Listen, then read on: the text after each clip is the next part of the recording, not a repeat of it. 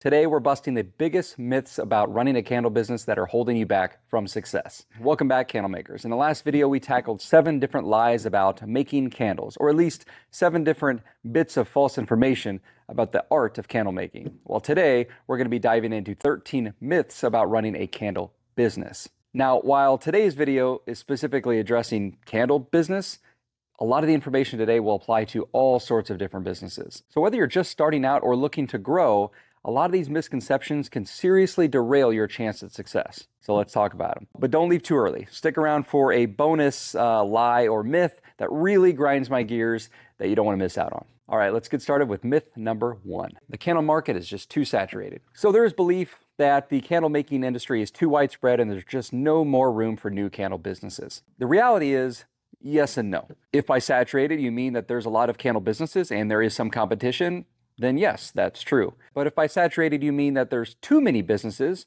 that there's no room for more, or that there's so much competition, there's not even room for you to carve out your own spot in the market, then the answer is no, that's false. Here's the thing about saturation. It means that there's demand. In fact, if a market is saturated, that means that something's going well, right? Like it's working. How many fast food restaurants exist? How many restaurants in general exist? That's a very, very saturated market. But it's because there's a lot of demand for that industry. There's a lot of demand for newer, better, cheaper, closer.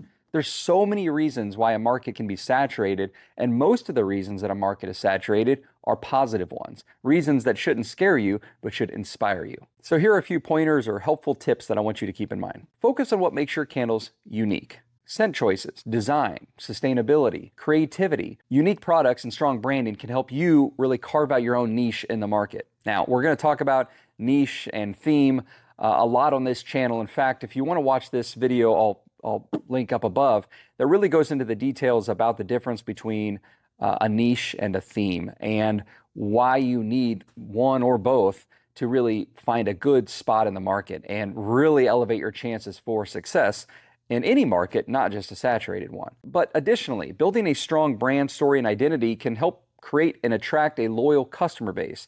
Customers will keep coming back to you because they recognize you. They recognize your brand. They follow your story. They're interested in your products, and because you have consistent branding and strong theme, customers are going to know who you are and what you are, and that helps separate you and your business from the rest of the market. And lastly, market research can help you identify gaps and opportunities that you may not have known existed. And so it's important to do research. Don't just wing this. If you have an idea, do a little bit of research to find out, is there demand for this idea? Is there a customer base, a target audience that would appreciate your idea? But again, don't let saturation scare you.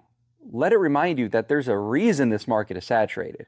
And most of those reasons are good ones. Myth number 2, it's just too expensive to get started. Again, there's a widespread belief that it can be awfully expensive to get started in the candle making industry. And it makes sense. I mean, there's a lot to learn. There's a lot of materials to buy. Any business can be expensive. But the belief that you need a large capital investment just to get started is not true. The reality is you can start small and grow as your business scales. Let me help you with some tips on how to budget to get started. And this framework will help you control your costs so that they only increase as your business needs them to increase. First, create an initial budget that helps you just start learning the craft, right? So this is buying a kit, buying some sample products to help you find out if you even like making candles. Why spend more money up front if you're not even sure you're going to enjoy the craft itself?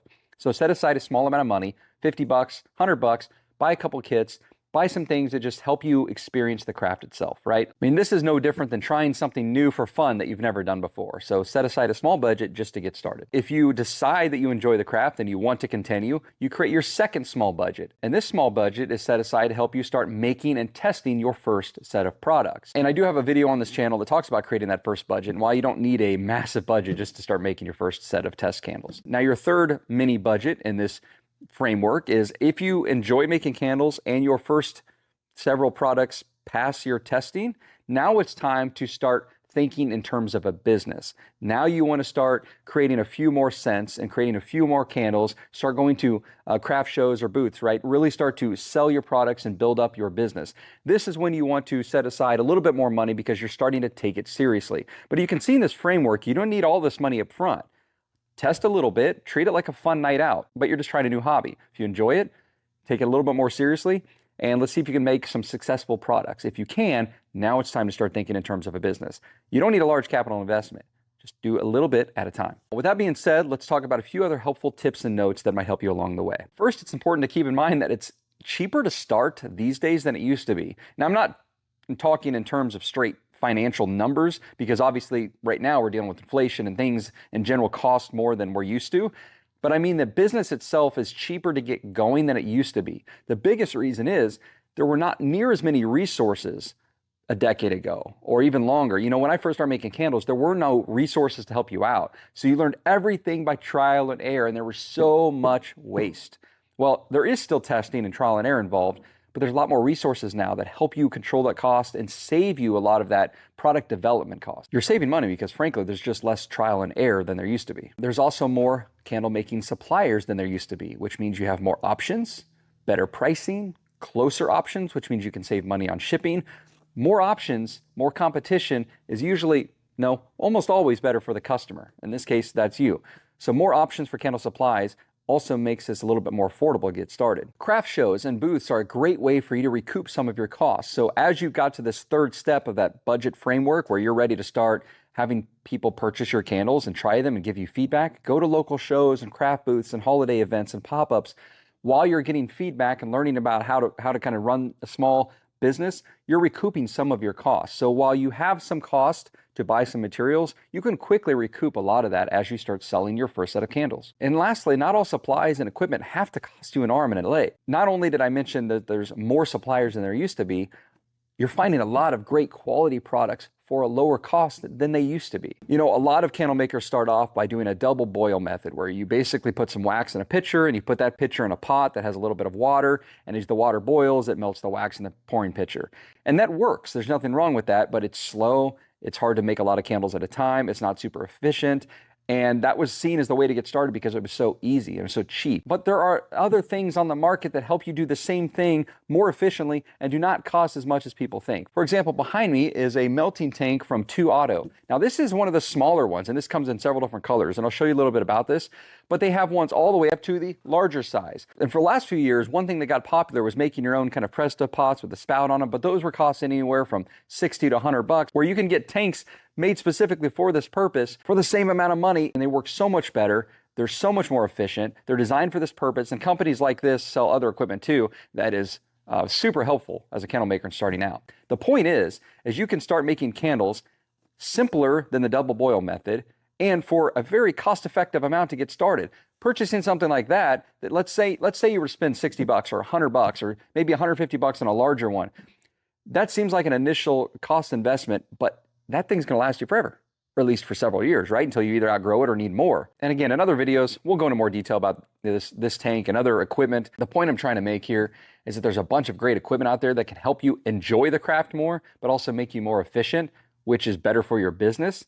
And they don't cost an arm and a leg. As your business grows, you'll make more money, your costs will increase because you're going to scale your business, but by then you're paying for it with profits, right? With other revenue. Doesn't need to cost that much to get started. In fact, I've been kicking around the idea to help new makers get started with making my own candle kits for you guys available on the website and here on the channel. If that is something that interests you, let me know, and just put it down in the comments. And if I get enough interest in that, that's something I will put on my plate to get started. All right, myth number 3. There's no point in starting a candle business. You can't compete with big brands. Look, again, there's a big misconception out there that small candle businesses can't compete with the larger ones. Now, there's some truth, like in any industry, any small, new business is going to have a hard time initially competing with very large businesses that have been doing it for decades or multiple decades, right? But the reality is you're not trying to compete with those businesses pretty much in any way whatsoever. There is plenty of room in the market for everyone to have a piece. And as a small, new candle business, you don't want the same piece that these larger companies have. You actually have a lot of advantages that those companies don't have, things that those companies can't offer. Handcrafted quality products is what helps set you apart from those companies. You add a personal touch that they can't. Let's talk about a few additional points of information and tips that might help you with this myth. As I've already alluded to, many customers these days actually prefer the handcrafted quality personal touch of products. They're looking to support handcrafted. They're looking to support small business. They're looking to support local business. All of these are advantages you have that the larger companies don't. You can also do things that's much harder and sometimes impossible for these larger companies to do. For example, offering customization or personalization, or really strong packaging to create that brand, right? But again, the biggest thing here is just to stop worrying about what other companies are doing, especially ones that do not share hardly anything with you. Carve out your own spot in the market. Like I said, there's plenty of room. Yes, I realize big box stores like Walmart and Target, they can sell candles for a few bucks, right? You can't compete with that. You don't need to compete with that. You shouldn't worry about it. Think about companies like Voluspa or Nest or Diptyque or Joe Malone and many others like them.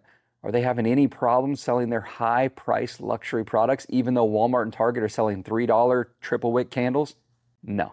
Speaking of quality products, we can help you do that at Black Tie Barn. We can help you create that sense of luxury, high-quality, premium-smelling candles without costing you a fortune. If you haven't checked out our fragrance oils yet, go to Black Tie Barn, click on fragrance oils, and check them out. You can see them all in one swoop, or you can filter them by season or fragrance type, and we're adding more and more and more all the time. And I mention them because we are candle makers, so we design and use fragrance oils that we as candle makers would use ourselves. So we know what's good, we know what works, we know what you will like as well. So if you haven't checked them out, I really, really encourage you to do it. Great feedback. I know you'll love them. All right, myth number 4. The only way to start and grow a successful candle business is you're going to have to quit your day job. Look, this is all about the idea that total commitment means quitting your job in order to focus 100% on your new business. The truth is, nearly every candle business, or any business for that matter, starts small and grows. Personally, I would never encourage anyone to quit their job prematurely on the hopes of a new business taking off. That's really just not the safest way to do that. It's much better to get things going, and as they grow and as they scale, you start feeling more comfortable about where you are. Then you can start to evaluate things as you go. Putting unnecessary pressure on yourself to succeed or else is very dangerous. Trust me, it's going to make you feel very stressed, and overwhelmed, and freaking out, lead you to make poor, rushed decisions. Take your time, grow with confidence, and really your regular job income should be what's helping you start and fund your new business. And don't rely on your new business as income until you want to, you have to, and you're able to. Now, keep these additional tips as you progress in running a new business while also maintaining a current full-time or part-time business. Time management and prioritizing tasks is crucial for balancing both roles. You've got to be able to know how much time you can invest in your new business while maintaining your proper commitment to your current business. So focusing on time management and prioritizing tasks is very important. Use your daily job as your steady source of income while you continue to slowly and gradually build up your new business. And as your business grows and you get to a point where you feel like it can sustain you, that is when you can consider transitioning gradually to full-time. Myth number 5. Making great quality products is all that matters. Look, there's a belief out there that great quality products is all you need and they're going to sell themselves. Wouldn't that be nice? The reality is that's just not true. Marketing, customer service, and business management are equally as important, if not more important, than the product itself. I know no one wants to hear that when you are a maker that's making a handcrafted product and you want to make your business off of that handcrafted product. The truth is there's a lot more to it than just making those good products. Quality products will not sell themselves. In fact, you can make the best products in the world and it means absolutely nothing if no one knows about it. And it means absolutely nothing if you can't run your business successfully, because you won't be able to keep making those great, fantastic products. Here's a few helpful tips. Number 1 is to develop a comprehensive strategy and plan to reach your target audience. Carving yourself out a spot in the market, creating a niche or a theme for you, that helps you decide and define who your target audience, your customer base is. Spend time, a lot of time, developing a plan to reach your future customer base. And I hear about this all the time when I'm doing consultations, for example, is everyone's like, I've got a website up, I've got a bunch of great quality products, everyone that's used my products says they love them, but I'm not getting any hits, I'm not getting any sales. That's because no one knows you exist yet. Just slapping a new website up is also not enough. Creating products and putting them on a website does nothing on its own. It takes more than that. And I have confidence that you're going to make great products, so you should be very eager to let people know about those great products. Spend some time focusing on that, focusing on your reach. Also, provide excellent customer service that will help build trust and loyalty in your brand and in your products. Customers want to know that they can trust you as a business owner. They can trust your products, that you stand behind them, that if they have an issue or a question, that they can reach out and get good customer service back. That is all part of building a successful business. You might have great products, but if your customers don't like the way you handle your business, it won't matter. They'll go find other great products somewhere else. And lastly, stay on top of business management. Things like inventory, finances, operations. These are all things that help you have the ability to continue to run your business. So you can continue to make fantastic products. If you fail at this part, you might start off fantastic, but you're going to fizzle out pretty quickly. So spend some time on the other aspects that help you have a successful business, not just the products. Focus on reaching new customers, customer service for the customers you do get, and business operations. On to number 6. You really don't need to worry about insurance until later. A lot of people do believe that thinking about insurance early on is just unnecessary. The truth is you should be thinking about insurance very early on. Now, I already know a lot of people are thinking, but I don't even have a business yet, so why should I worry about insurance? Well, here's a few important key things to remember. Insurance can protect you against liabilities, damages, and just unexpected events, right? So the moment you get started in creating products for someone else, particularly if you're selling them, you really need to have insurance. Research the types of insurance that your business might need, such as general liability, product liability, property insurance. If you're the type of business that is going to be renting a retail space or traveling around to different places where you're paying rent, then you might need some property insurance, for example. Really want to drive the point home that investing in insurance early can save you future costs and liability. The moment you decide you enjoy this craft and you've made some good test candles for yourself and you're ready to take this to the next level, that's the time to start shopping for insurance. Number 7, as a new business owner, you should handle everything by yourself. I'm guilty of this one. Believing that you can do everything solo is sufficient is just wrong. Now, as a new business owner, you are going to start off doing everything yourself, unless you have a partner. You truly are the CEO, Chief Everything Officer, and you're going to be in charge of everything. But the sooner you can start getting help and delegating, the faster your business will grow, the more you will enjoy it, the less it will take off your shoulders. I mean, the more it will take off your shoulders. Yeah, that's what I meant to say. Just because you start as the CEO and doing everything yourself doesn't mean you can sustain it. A few helpful tips to keep in mind. Seek help by outsourcing or delegating. If you can identify tasks that can be outsourced, such as accounting, marketing, even production at some point, those are the kind of things that are going to take a lot off of your shoulders and help you focus on other parts of your business that only you can do. Hiring freelancers or part-time help is another way that you can help alleviate some of the pressure of trying to do everything yourself, kind of lessen your workload. You don't have to hire someone full-time or have a 50-50 partner in your business. It can be freelancers. It can be people who help you with one-off tasks or part-time help if you're ready for that as well. It doesn't have to be a major commitment. Focus on your strengths, what you're best at, and what you need to do for your business. Delegate the rest. Number 8, you have to remember the customer's always right. We've heard this forever. Customer's always right. Customer satisfaction is the most important, should always come first. You do want great customer service, and it's important to make and keep your customers happy. That is extremely important. But you should balance customer satisfaction with your business needs and interests as well. Trying to please everyone is going to have you focused on the wrong things, but it's also going to just stretch you thin, not only on your product selection, but also on your own capacity, your own energy. So a few helpful things for you to remember. Set clear boundaries and policies for your customer interactions. Understand that it's impossible to please everyone. So try to focus on your target market and your target customers. And number 3, stick to your business values and your business mission, even if that means sometimes turning away customers. You're going to get requests that you have to say no to. You're going to have customers, no matter what you do, you're never going to make happy. That's okay. Number 9, I think it's best to focus on a wide range of products for mass appeal, because I think you really should try to reach as many people as possible. Look, this one makes sense logically, right? The idea that a broad product range would reach the most potential customers. That makes sense. But reality is, focusing on a niche or a theme for your products can be much more effective than trying to reach everyone. Again, I referenced this earlier. I have a video on picking a theme and discussing the concept of finding a theme and a niche for your business and why it's a much better route, especially these days in a market that already has a ton of mass appeal for general products. So a few helpful tips that I would offer to you. Specialize in a particular type of candle, brand, niche, or theme to help you stand out. There's countless examples of this. I've even reviewed a couple of these businesses on the channel, which I will link in the description below. But carving out a specific theme for your business, like a sports theme or a haunted theme or a certain profession or industry theme. Maybe it's one about farm and country. Any theme that fits you and your brand, it's going to be much easier for you to sell your products to that audience, to that customer base, than it is to sell a general product to pretty much anyone. That is when you're going to have a hard time competing with companies like Walmart and Target who are selling general candles to the general consumer. Not to mention, a focused product line can actually help you streamline your production and marketing efforts. Lastly, niche markets or brands that have a certain following often have much more passionate, loyal customer bases because they're there for your brand, your theme, not just for another product. They want something to relate to. Number 10, don't really need to worry about taxes until you're making some serious money. Again, there's a misconception out there that taxes are only for the larger businesses. Proper tax management and finance management in general is important from the very beginning. Not only is it easier to do it from the beginning and easier to maintain going forward,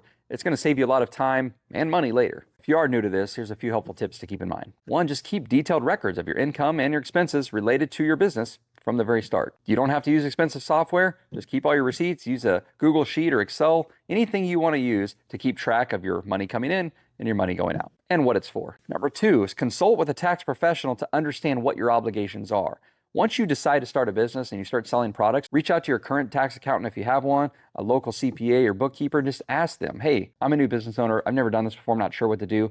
What do I need to keep in mind as I'm running this business? They'll help you. They'll point you in the right direction. They'll give you the resources to get you going. Please remember, staying on top of your taxes from the very beginning can help prevent legal issues and potential tax penalties. Myth number 11. I've heard that following trends is the key to any successful business. Listen, following trends can be a good idea and a very successful tool to help drive new sales. The thing is, staying true to your brand and your values is more sustainable in the long run. Can you and should you take advantage of some current trends? Absolutely. But do not re-engineer, redesign your entire brand around those trends. So jump on those trends when they come around, but make sure that you wrap your brand around that trend.